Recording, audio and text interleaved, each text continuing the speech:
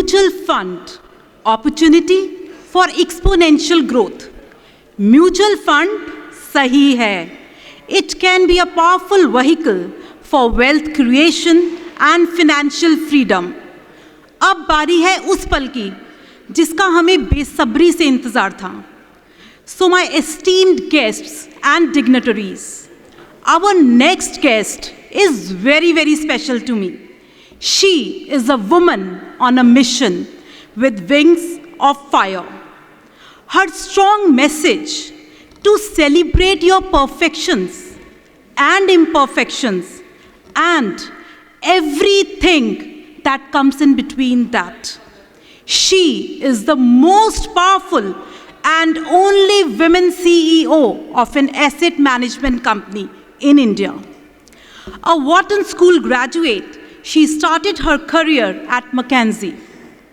Her journey started with barely 25 lakh rupees with Forefront Capital Management to handling a business empire with over 1,50,000 crores as on October 2024 with Edelweiss Mutual Fund.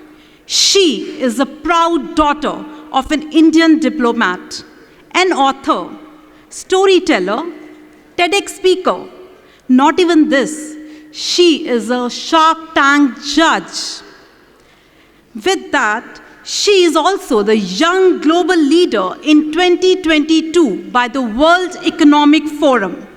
Yes, ladies and gentlemen, she is none other than Mrs. Radhika Gupta, Managing Director and CEO of Edelweiss Mutual Fund.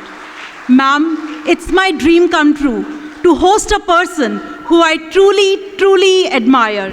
Thank you so much, ma'am. Hershey, please.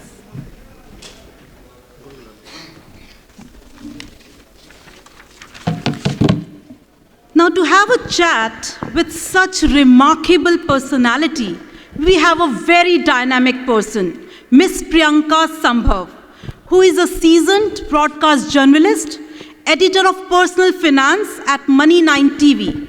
She has over 20 years of experience. She has previously contributed to notable platforms such as CNBC Awaaz, Star News, and Zee News. So, ladies and gentlemen, please help me welcome Miss Priyanka Sambhav on the stage. तालियां बजती रहनी चाहिए. Thank you. 1, 2, 3 check. Check. Thank you so much. आप सभी को बहुत तहे दिल से शुक्रिया. आपने हमारे साथ हाथ मिलाया और मुझे लगता है कि म्यूचुअल फंड इंडस्ट्री की जब हम बात करते हैं तो बड़े बड़े फिगर्स हमारे सामने होते हैं कि कैसे 26,000 करोड़ से ज़्यादा की इन्फ्लोज आ रहे हैं, 10 करोड़ से ज़्यादा सिर्फ फोलियोज़ हैं, नए नए इन्वेस्टर्स जुड़ रहे हैं. पर इन इन्वेस्टर्स को जोड़ने में आप लोगों की बहुत बड़ी भूमिका है और मुझे लगता है इसको हम नज़रअंदाज नहीं कर सकते हैं. और इसीलिए मेरे साथ इस प्लेटफॉर्म पर जुड़ी हुई हैं एडलवाइस म्यूचुअल फंड की MD और CEO Radhika Gupta. Radhika, thank you so much for being here. इतने बड़े नेटवर्क के साथ हैं आप लोग, जितने भी प्रोडक्ट्स बनाते हैं, जो चाहते हैं आपके लोग निवेश करें, उनको पहुँचाने का काम यही कम्युनिटी करती है जो हमारे साथ यहाँ पर है.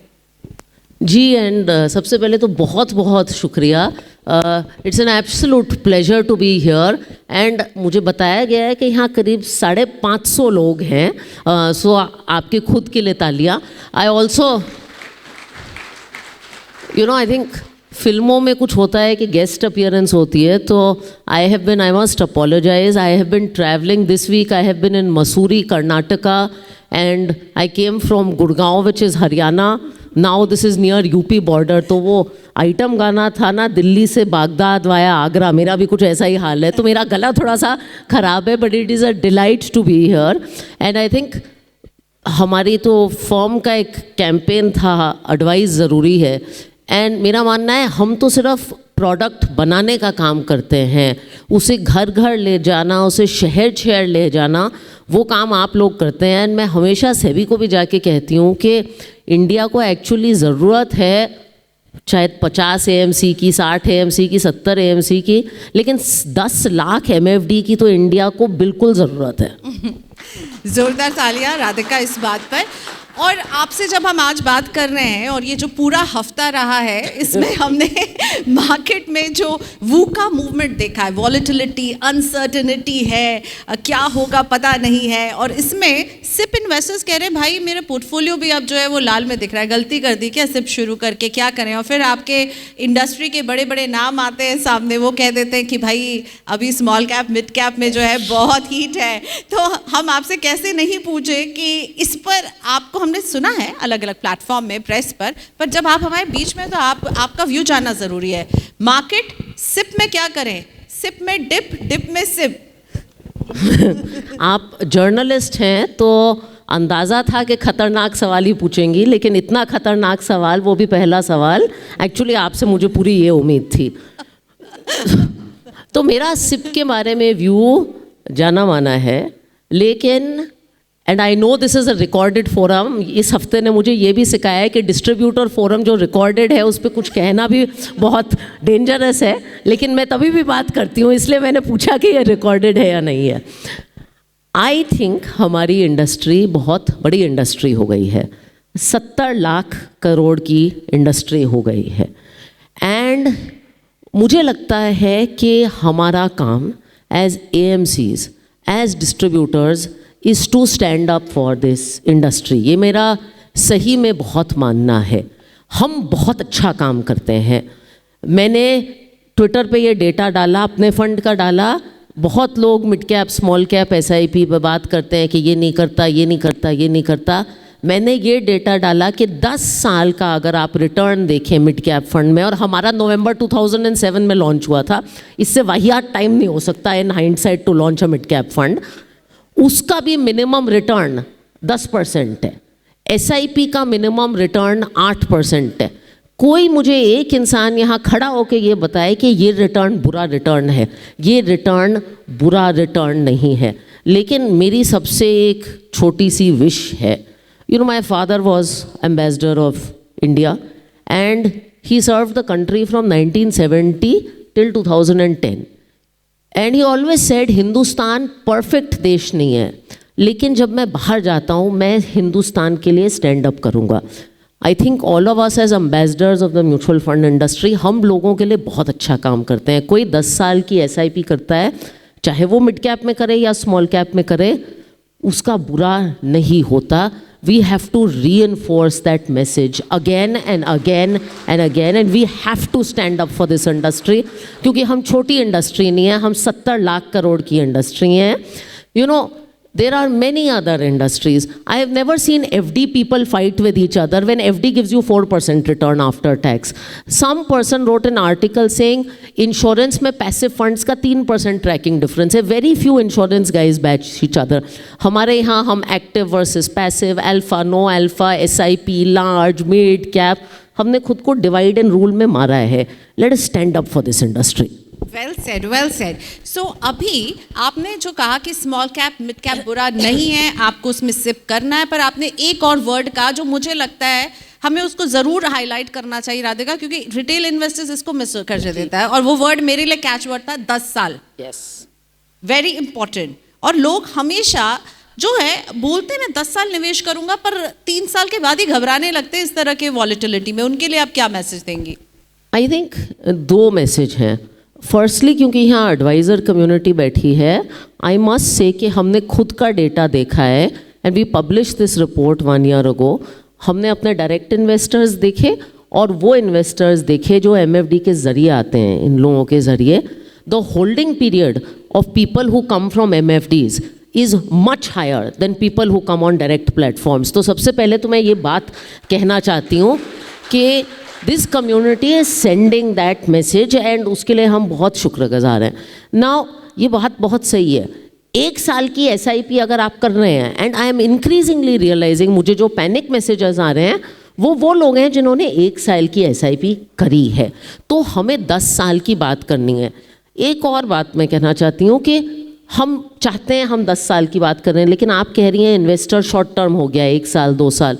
हम हर 3 महीने जाके उसको मार्केट आउटलुक देते हैं। अब आप हर 3 महीने उसको जाके मार्केट आउटलुक दोगे तो जब मार्केट ख़राब होगा तभी भी वो मार्केट आउटलुक मांगेगा। मुझे लगता है जब मैं इन्वेस्टर मीट्स करती हूँ, मैं डेकेडल इंडिया की बात करती हूँ। आई ऑलवेज टेल इन्वेस्टर्स कि आपको स्टॉक टिप चाहिए ना, आपको डायरेक्ट स्टॉक्स का बड़ा क्रेज़ है, the greatest stock tip of the next 10 years is a stock called India. And I think we have to talk 10 years in our language. And I think the other thing that I've been telling is all fintech platforms, ये जो इन्होंने 1 year return का column बनाया है ना, जिसके कारण ये इन्वेस्टर्स सॉर्ट करके ये करते हैं, और हमने जन्म दिया है एक सॉर्टिंग इन्वेस्टर को कि चलो PSU फंड में इन्वेस्ट कर लेते हैं 69%. I think 1 year return should be band. तो आपने अभी जो कहा कि आप जब देखती डायरेक्ट इन्वेस्टमेंट और जो म्यूचुअल फंड डिस्ट्रीब्यूटर चैनल से जो इन्वेस्टमेंट आ रहा है, प्लस फिनटेक का भी जिक्र किया, और ये मेरा अगला क्वेश्चन था, अब सब DIY इन्वेस्टर बन गए, डू इट योरसेल्फ, मुझे सब पता है, मुझे क्यों जाना है किसी के पास. तो उनसे जो है आपको क्या लगता है डिस्ट्रीब्यूटर कम्युनिटी के लिए ये कितना बड़ा चैलेंज है, डायरेक्ट इन्वेस्टमेंट्स प्लस ये फिनटेक ऐप जिसमें आपको 1 साल 2 साल तो बहुत हम ज़्यादा बात कर रहे हैं, वो 3 महीने 2 महीने 4 महीने का भी रिटर्न उसमें दिखाते रहते हैं. देखिए चैलेंज है, लेकिन ज़िंदगी में सबके पास बहुत चैलेंजेस हैं. क्वेश्चन इज़ हम उस चैलेंज का क्या कर सकते हैं एज डिस्ट्रीब्यूटर कम्युनिटी. अब मैं बहुत सारे डिस्ट्रीब्यूटर से मिलती हूँ जो ये बात कहते हैं, but let me tell you a counter point Priyanka. मैं एक बहुत बड़े फिनटेक प्लेटफॉर्म है और मैं इसका नाम नहीं लूँगी, उनके फाउंडर से मिली तो उन्होंने अपना रोना रोया मुझे. अब उनका रोना सुनिए.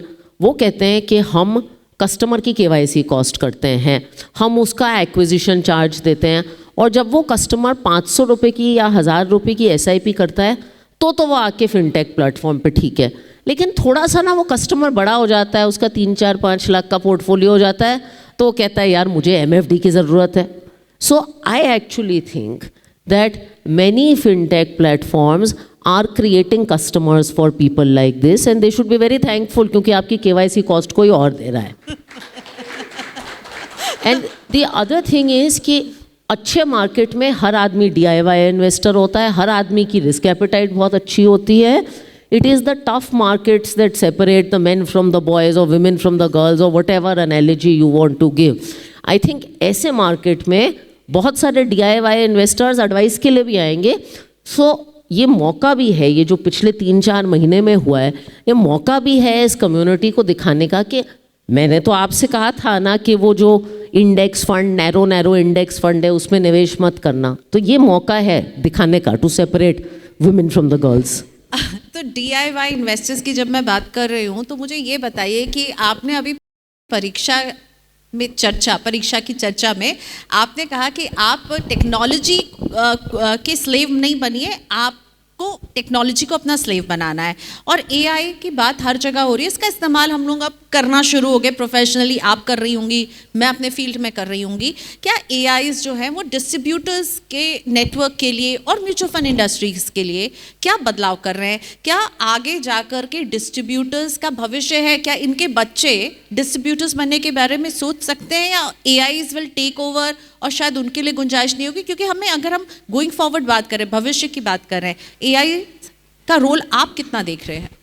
So I think it is exactly that line I used in परीक्षा पे चर्चा ना कि AI has to be your partner, your slave, not your master. It applies not only to परीक्षा पे चर्चा, it applies here and it applies here. और ये कैसे? See, टेक्नोलॉजी का नेचर ही डिसरप्शन है. एक ज़माने में हमारे यहाँ एक डिसरप्शन आया इंटरनेट, उसके बाद आया मोबाइल फ़ोन, अब आया है AI. अब अगर मैं आपसे पूछूं कि मोबाइल फ़ोन ने या इंटरनेट ने इन लोगों की लाइफ ख़त्म कर दी है? नहीं ख़त्म की है. मेरी लाइफ ख़त्म की है? नहीं की. लेकिन अगर आप ऐसे रिजिड किस्म के इंसान होते तो जो कहते हैं मैं मोबाइल ही नहीं यूज़ करूँगा, मैं इंटरनेट ही नहीं अपनाऊँगा, तो ज़रूर आपकी लाइफ ख़त्म हो जाती. तो ये एक ऐसा तरह का डिस्ट्रप्शन है. मैं अपनी AMC में एग्जांपल देती हूँ. हम तो कॉन्स्टेंटली सोच रहे हैं कि हम हर काम में AI को कैसे यूज़ करें. कंटेंट जो लिखते हैं वो AI के ज़रिए अब लिखते हैं, कस्टमर सर्विस करते हैं. ये तो ऑब्वियस एग्जांपल है. अब एक अनऑब्वियस एग्जांपल देती हूँ. I had a conversation with Tridip जो कि हमारे CIO हैं, एंड IPOs जब आते हैं तो उनके 500 पेज के DRHP आते हैं. अब ऐसे AI टूल्स आ गए हैं जो वो DRHP को बेसिक समरी देते हैं. तो वी आर थिंकिंग कि हम AI टूल्स को ऐसे अडॉप्ट करें कि हमारे एनालिस्ट जो हैं गधा मजदूरी का काम कम करें और एप्लीकेशन का ज़्यादा काम करें. And I think that is the challenge to everybody in their business including distribution business. Actually आपके बिजनेस में हमारे बिजनेस से ज़्यादा मायने रखता है, because I have run a small business, क्योंकि इनहेरेंटली लोग कम हैं, हमेशा लोगों की कमी रहती है, रिसोर्सेज कम होते हैं. तो आपके लिए तो टेक्नोलॉजी हमसे ज़्यादा ज़रूरी है. And they could integrate and they could make it a friend. Now अब जब मार्केट जब अच्छा चल रहा है, सब आना चाहते हैं, सब बात करना चाहते हैं, सब DIY बनना चाहते हैं. अब जब मार्केट का थोड़ा 2025 म्यूटेड रिटर्न का साल रहेगा, आप भी कई दफ़ा बता चुकी हैं, तो टियर 2 और टियर 3 जहाँ से हम देख रहे थे, टियर 2 टियर 3 और रूरल इंडिया जहाँ पे हम लोगों को देख रहे थे. मैं भी एक म्यूचुअल फंड का शो जो करती हूँ, उसमें लोग हमें कहाँ से फ़ोन कर रहे हैं. बिजनौर से फ़ोन कर रहा है कोई, उड़ीसा के एक छोटे से गांव से कोई फ़ोन कर रहा है, पश्चिम बंगाल से इतने कॉल्स आते हैं. लोग अपने पोर्टफोलियो बना रहे हैं, वो हिंदी में मुझसे बात नहीं कर पा रहे, तो हमारे एक जो गेस्ट थे वो बांग्ला बोल सकते थे, तो उनको पूरी एडवाइस मिल गई, बड़े खुश हो गए.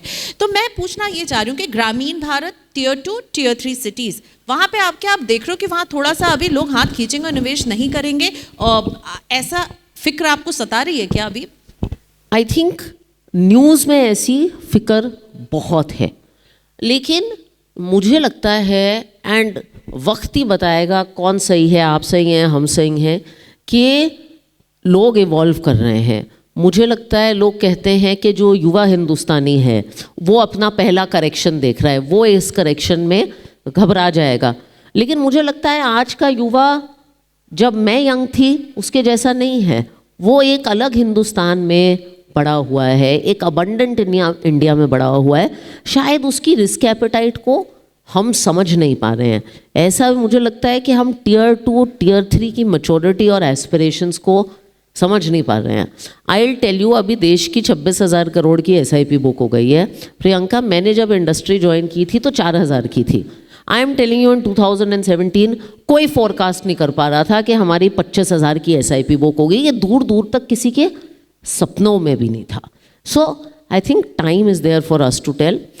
एक सीख जो मेरी है, ऐसे कॉल्स जब हम सुनते हैं, and it is something for all of us to learn, कि हमारी इंडस्ट्री में बहुत सारे प्रोडक्ट्स आते हैं, कॉम्प्लिकेटेड, सिंपल, एंड उनके आने की अलग अलग वजहें हैं, उनमें मैं जाना भी नहीं चाहती.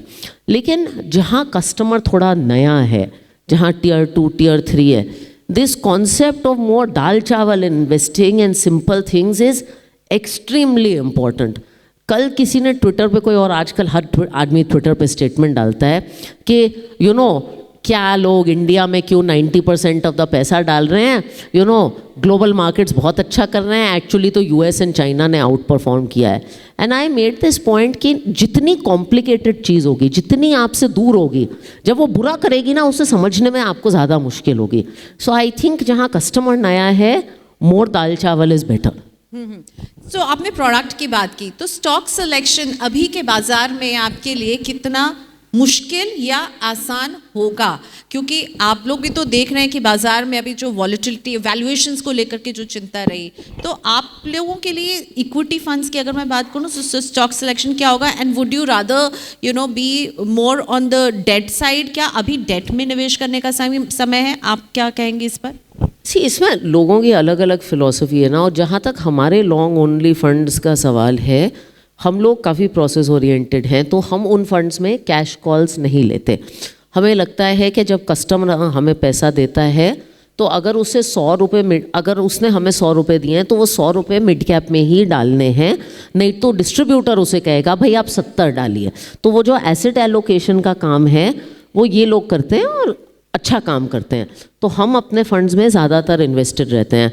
अब एक चीज़ जो मैंने देखी है over the last 2 years is being a mutual fund manager and a mutual fund CIO is getting increasingly more difficult.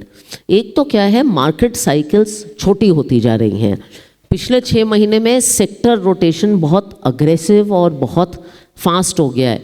And I think आप एक बाय एंड होल्ड अप्रोच भी नहीं रख सकते. तो एक तो निम्बलनेस काफ़ी रही है. दूसरा, आई थिंक आप ये नहीं कह सकते कि मैं सिर्फ वैल्यू करूँगा, मैं सिर्फ ग्रोथ करूँगा. तो हम अपने पोर्टफोलियो में ऐसी भी कंपनी रखते हैं जो शायद हाई मल्टीपल कंपनी हो, लेकिन जो रिजल्ट्स डिलीवर कर रही हैं, और ऐसी भी कंपनी रखते हैं जो थोड़ी सी वैल्यू ओरिएंटेड है. सो अप्रोच इज़ कि प्रोसेस क्लियर होना चाहिए और एजिलिटी बहुत होनी चाहिए पोर्टफोलियो में. तो आपके CIOs को ज़्यादा काम करना पड़ेगा इस तरह के मार्केट में. काम भी बहुत करना पड़ेगा, प्लस उनकी if you come to our floor it looks like a CBI directors floor, क्योंकि इतनी कैमरा और इतनी रिकॉर्डिंग है, प्लस उनका रोज़ रिपोर्ट कार्ड आता है ऑन वैल्यू रिसर्च जब उनकी नैव आती है, तो it is not an easy job. SEBI और एम्फी ये दोनों बहुत ही एक्टिवली काम करते रहे हैं. आपको क्या लगता है कि और क्या किया जाना चाहिए म्यूचुअल फंड इन्वेस्टर्स के लिए, डिस्ट्रीब्यूटर्स के पॉइंट ऑफ व्यू से? सर इसमें मैं बहुत आंसर्स दे सकती हूँ, बट मैं एक ही आंसर दूंगी जो मैंने सेबी के संवाद फोरम में भी दिया था कि हमारी इंडस्ट्री ने बहुत तरक्की की है, लेकिन आज भी इस देश में सिर्फ 5 करोड़ म्यूचुअल फंड निवेशक हैं. अपर इंडिया में हमने 50% पेनिट्रेशन किया है, मिडिल इनकम में हमने शायद 30% किया है, लोअर इनकम में नॉट इवन 20%. हमारा सपना होना चाहिए जब विकसित भारत आए 50% हिंदुस्तानियों के पास म्यूचुअल फंड हो. 75 crore mutual fund investors, I think हमारा सपना होना चाहिए. और वो सपना कैसे पूरा होगा? वो सपना पूरा होगा जब आप लोगों को कहोगे म्यूचुअल फंड सही नहीं है, सबके लिए सही है, तो आप उसको सिंप्लीफाई करोगे. वो सपना तब सच होगा जब आप म्यूचुअल फंड ऑनबोर्डिंग आसान करोगे और जब आप डिस्ट्रीब्यूटर को टियर 4 और टियर 5 में 100-250 रुपये की SIP लाने के लिए इंसेंटिवाइज करोगे, तब वो सपना जाके पूरा होगा. आई थिंक विकसित भारत में जो हमारा हिस्सा है हमें उसे रिकग्नाइज करना चाहिए. 75 करोड़ म्यूचुअल फंड इन्वेस्टर्स की तरफ हमारी इंडस्ट्री को जाना चाहिए. तो आप 250 रुपए की सिप से गुरेज नहीं खाती हैं. ज़्यादातर इंडस्ट्री के लोग कहते हैं कि उसमें हमारी कॉस्ट बहुत होती है. नहीं, तो अभी नया रेगुलेशन आया है कि उसमें कॉस्ट कम करेंगे, but I think cost is not only one thing. अगर आप देखें इस देश में दुनिया का सबसे बड़ा फाइनेंशियल इंक्लूजन प्रोग्राम हिंदुस्तान में चला है और बहुत कामयाब हुआ है, जिसे हम कहते हैं जनधन योजना, और उसी से हमें सीखना चाहिए. उसको एक पॉलिटिकल मूवमेंट बनना ज़रूरी है. जनधन में आपने ज़ीरो बैलेंस अकाउंट ऐसे खुलवाया है और आपने लोगों को इंसेंटिव दिया है, तो सिर्फ 250 रुपये करने से नहीं होगा. ईज ऑफ ट्रांजैक्शन को लेकर एक परेशानी ये रहती है, NAV अलॉटमेंट के नियम जो बदले हैं. आपको लगता है यहाँ पर कुछ और किए जाने की ज़रूरत है? सेम डे जब NAV के अलॉटमेंट को लेकर के डिस्ट्रीब्यूटर्स की चिंता रही है. आई थिंक चिंता उन दिन, and you know I am not sure what specific issue you are referring to, but my understanding is कि कुछ दिन ऐसे होते हैं जब वॉल्यूम्स बहुत ज़्यादा होती हैं, and platforms like BSE star, NSE MF, उनमें आपकी सेम डे अलॉटमेंट नहीं होती है. So I think we have to streamline and be ready for volume on large days. ज़रूर काम होना चाहिए. तो डिस्ट्रीब्यूटर्स के लिए आपका मैसेज इस वूका इन्वायरमेंट में क्या होगा? आई थिंक मेरा मैसेज सिंपल है. आपने बहुत अच्छा काम किया है, बहुत दूर तक इंडस्ट्री को ले गए हैं, लेकिन my message is to one is कि लगे रहो मुन्ना भाई, that is very very important. And Hindustan में अगर आप सिर्फ लगे भी रहो तो आप बहुत कुछ कर सकते हो. और दूसरा जो मैंने पहली बात कही, मैं उसको दोबारा दर्शाना चाहती हूँ कि ये इंडस्ट्री में हम बहुत अच्छा काम कर रहे हैं. आप कहने को कह सकते हो आप सिर्फ एक SIP कर रहे हो, लेकिन आप एक्चुअली लोगों की फाइनेंशियल ड्रीम्स को इनेबल कर रहे हो. तो अच्छे वक्त में बुरे वक्त में इस इंडस्ट्री के ब्रांड एम्बेसडर बन के रहिए. You know there is a beautiful poem of Sahir Ludhianvi, and I will just leave you with these two lines that ना मुँह छुपा के जियो ना सर झुका के जियो, ना मुँह छुपा के जियो ना सर झुका के जियो, सितमगरों की नज़र से नज़र मिला के जियो. जो इतने लोग आते हैं अपनी इंडस्ट्री को अटैक करते हैं, उनसे नज़र मिला के जियो, क्योंकि हम अच्छा काम करते हैं. और अब एक रात कम जियो तो हैरत क्यों, अब एक रात कम जियो तो हैरत क्यों, कि जब तक जियो मशल्ले जला के जियो. तो जब तक हम इंडस्ट्री में हैं अच्छा काम करिए और इंडस्ट्री के ब्रांड एम्बेसडर बन के रहिए जैसे आप रहे हो. वाह क्या बात है. तो आखिर में आपने इन्वेस्टर्स के लिए सलाह नहीं दी तो मैं आपको उसके बिना तो जाने नहीं दूंगी। इन्वेस्टर्स के लिए अभी आपके के लिए क्या सलाह, क्योंकि अभी राधिका इन्वेस्टर्स को आपकी बहुत ज़रूरत है, आपके जैसे आवाज़ों की बहुत ज़रूरत है। You're not going to like me saying this, Priyanka, but if I have one line piece of advice for investors, it is news मत देखिए। I know आपकी रोजी रोटी है ये। मैं न्यूज़ नहीं कर रही हूँ, मैं पर्सनल फाइनेंस की बात कर रही हूँ। न्यूज़ मत देखिए, because if you read, you know, India is like, you have to be the bifocal glasses, पता है? Glasses you can see long and short. India is like a pot of gold. अगर आप 10 साल 20 साल आगे देखोगे तो आप बहुत अच्छा रिटर्न कमाते हो, विकसित Bharat, all this great things, 3rd largest economy. लेकिन वो जो पॉट ऑफ गोल्ड वहाँ दूर है ना, उसकी सड़क, जैसे यहाँ ये ईस्ट दिल्ली तक की सड़क है, it is under construction, full of potholes, and the news makes the short term very dramatic. Actually now तो if I miss the news for 3 hours, I have realize कि डोनाल्ड ट्रंप ने कुछ और कर दिया है। So the news will make you feel very stressed. Try and be little long term. Okay, long term हमने शुरुआत भी की थी, लॉन्ग टर्म से अंत भी कर रहे हैं लॉन्ग टर्म से, तो लॉन्ग टर्म का विजन बहुत ज़रूरी है। Radhika, thank you so much. Thank you very much. You've been an amazing audience.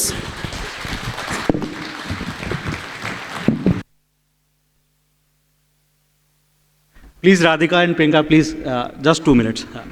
Thanks for such an insightful and an eye-opener kind of a session. Truly, इस volatile market में इतने versatile CEO हमारे सामने आए और उन्होंने इतनी स्पष्टता दी हमको। एक किस तरह का 75 करोड़ का विजन हम लोग लेके चले विकसित भारत में, what role we can have as an advisor, as an IFA fraternity. It has really been a great listening to you. And I would request our AMDA President, Mr. Ajay Sharma, Mr. Sanjay Bhanji and Sanjeev ji to please come over and give a token of thanks to both our, and Ms. Tanu ji. Tanu ji.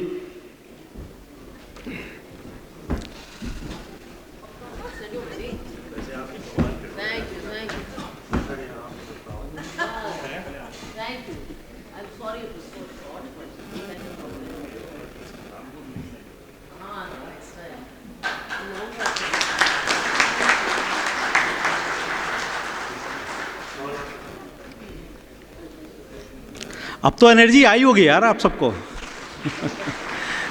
इतना बड़ा market बताया उन्होंने, 75 crore folios आपको open up कर रहे हैं।